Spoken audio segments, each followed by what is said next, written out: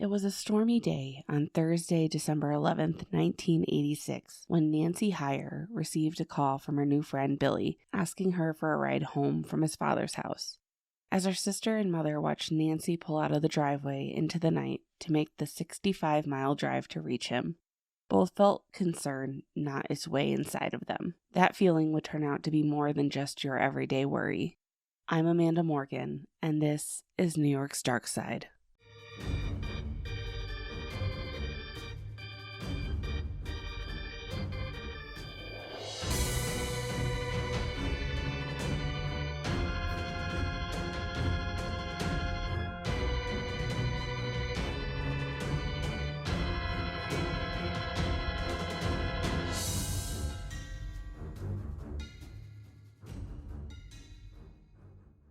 Hey everyone, I'm back with another true crime episode this week. I'm still kind of deviating from my originally planned episodes, but this past week has just been rough. My family lost the matriarch, and I considered not posting an episode this week, but since this week is also a milestone for the show as we've reached our first birthday, I still wanted to put out an episode. So today I'm giving you the heartbreaking tale of Nancy Ann Hyer and Billy Fischer, two souls taken far too soon in one heartbreaking and confusing night. And with that, we're going to dive right in. On December 11th, 1986, 21-year-old Nancy Ann Hyer received a call from her friend, 19-year-old Billy Fischer, asking her to come pick him up from his father's house.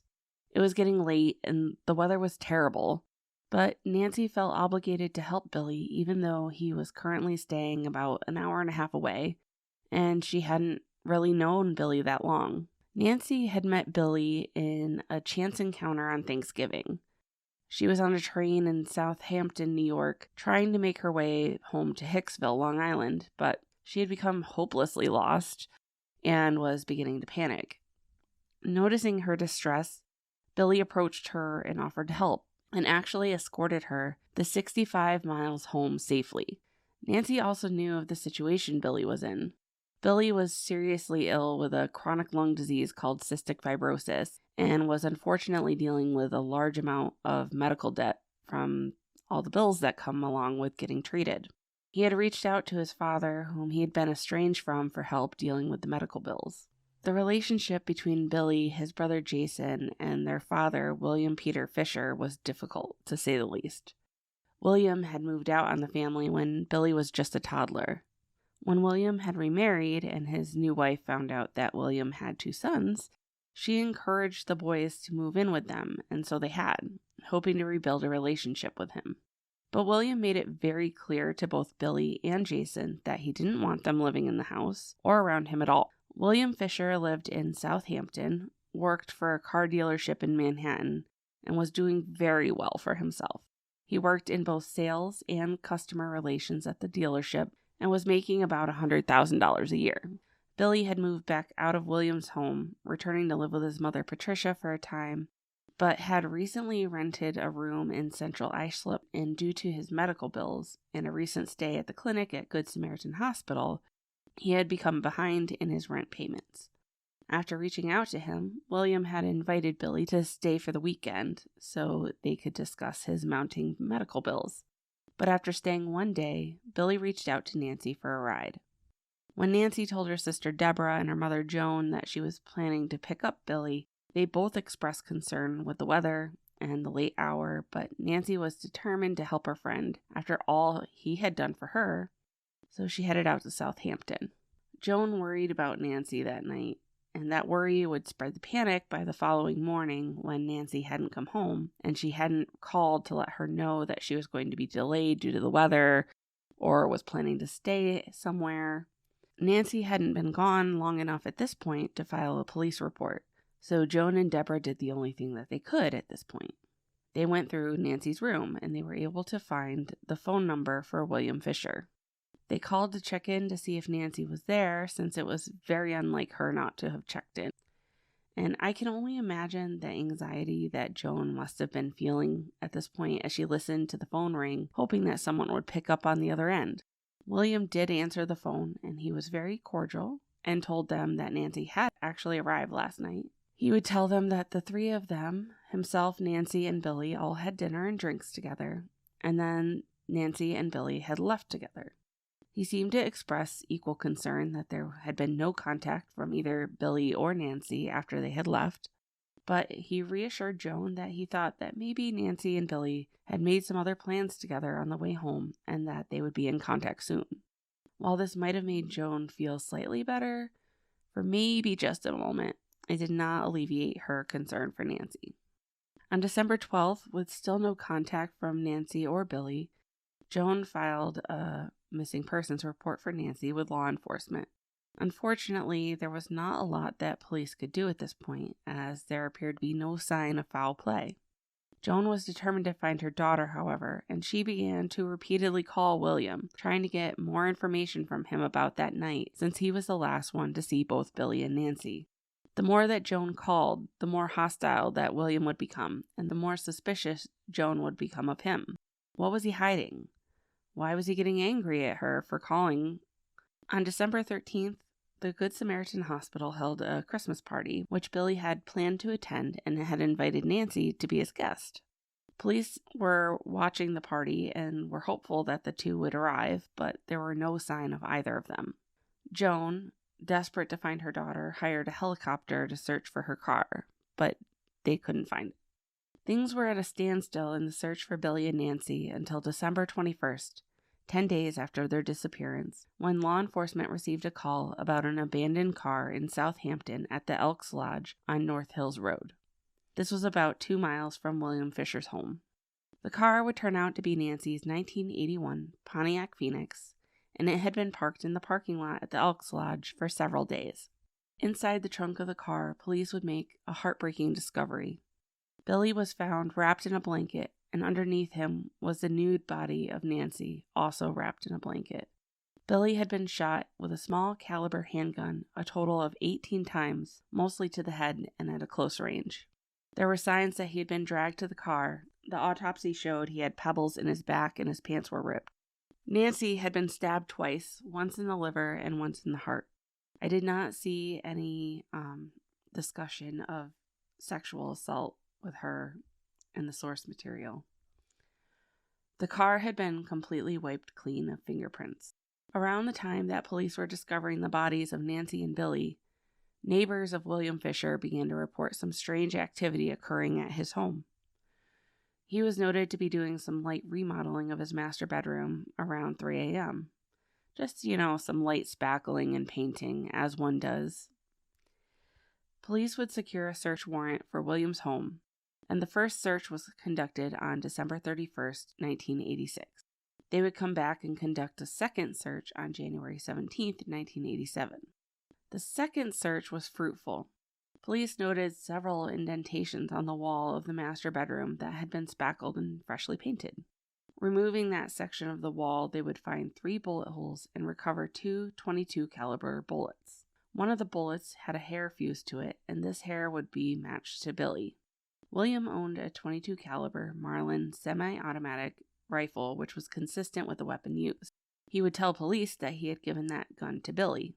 Additionally, police found that the vacuum cleaner in the home had dried blood in it, and they matched the blood to Nancy's blood type.